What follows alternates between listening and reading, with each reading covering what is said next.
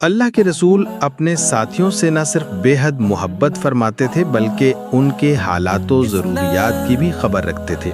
मुस्नद अहमद और दीगर कुतुब हदीस में रिवायत है कि जुलैबीब एक अंसारी सहाबी थे जो मालदार थे ना खूबसूरत, किसी बड़े कबीले से ताल्लुक़ था, ना ही किसी मनसब पर फाइज थे, मगर उनकी एक बड़ी खूबी ये थी कि वो अल्लाह के रसूल सल्लल्लाहु अलैहि वसल्लम से और अल्लाह के रसूल सल्लल्लाहु अलैहि वसल्लम उनसे मोहब्बत करते थे।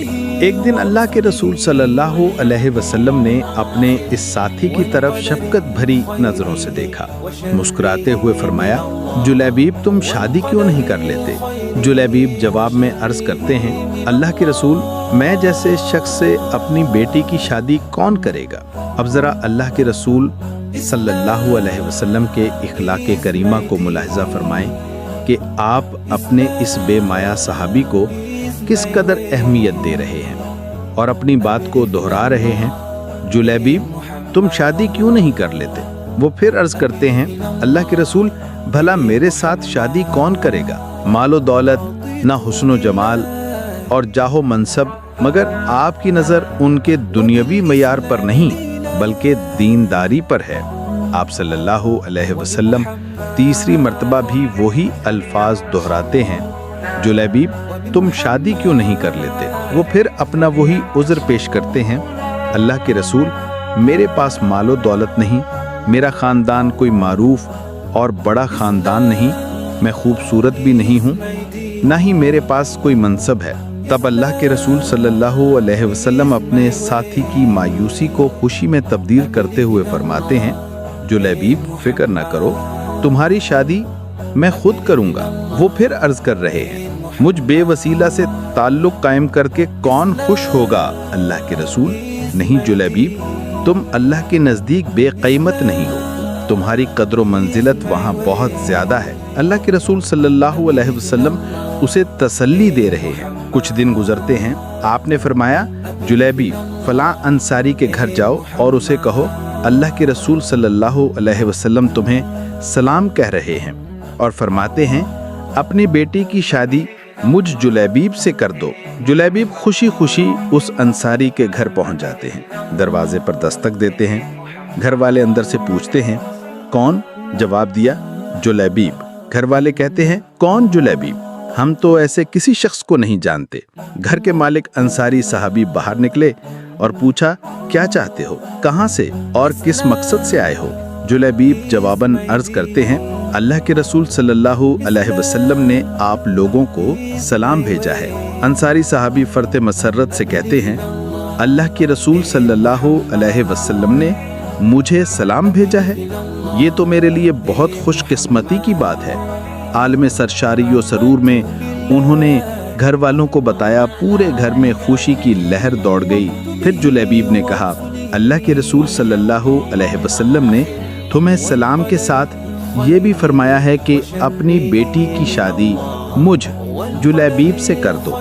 साहिब खाना ने ये बात सुनी तो सन्नाटे में आ गए, ये शख्स मेरा दामाद बनेगा? उन्होंने सोचा, न मालो दौलत, न हुस्नो जमाल, न बड़ा खानदान। कहने लगे, जरा ठहरो, मैं अपने घर वालों से मशवरा कर लूं। वो अंसारी साहबी घर के अंदर गए, अहलिया को बुलाया और रसूलुल्लाह सल्लल्लाहु अलैहि वसल्लम का पैगाम सुनाया कि आप फरमाते हैं अपनी बेटी की शादी जुलैबीब से कर दो। माँ गोया हुई, जुलैबीब के साथ शादी कैसे कर दूं? अपनी बेटी एक ऐसे शख्स के सपुर्द कैसे कर दूं जो खूबसूरत भी नहीं, मालदार भी नहीं और बड़ा खानदान भी नहीं?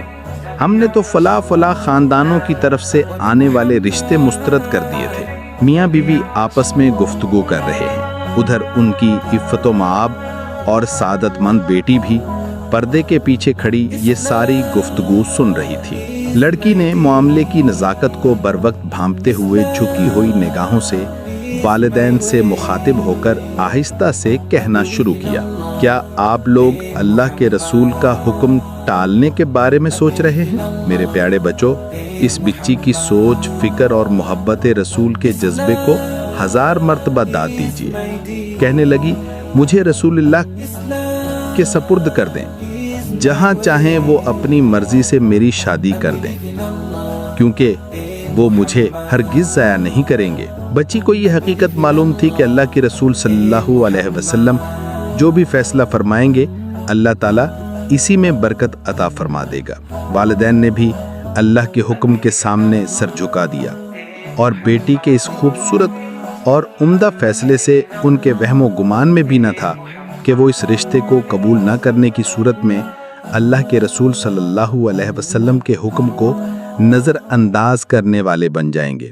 وہ اپنی بیٹی کی عقل و دانش اور عمدہ سوچ پر مطمئن ہیں۔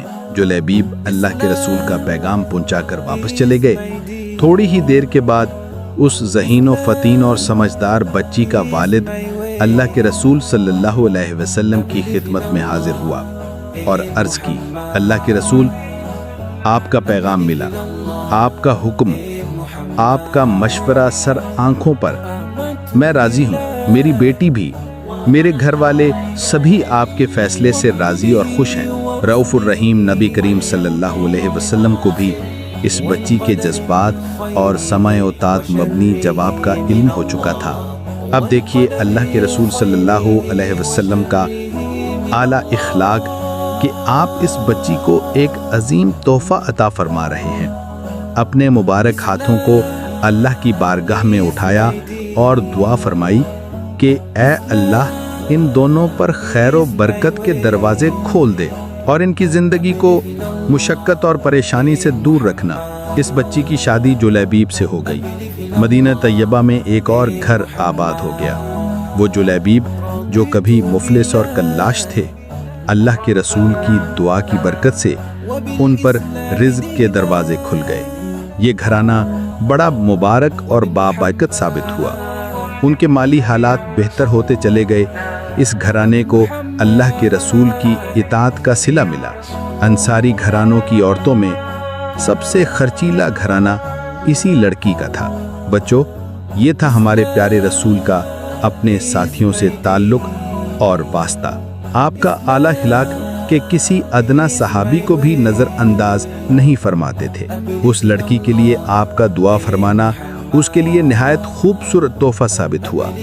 دنیا میں بھی بھلائی نصیب ہوئی اور اطاعت رسول کے باعث جو کچھ آخرت میں ملنے والا ہے اس کا تو کوئی اندازہ ہی نہیں کر سکتا۔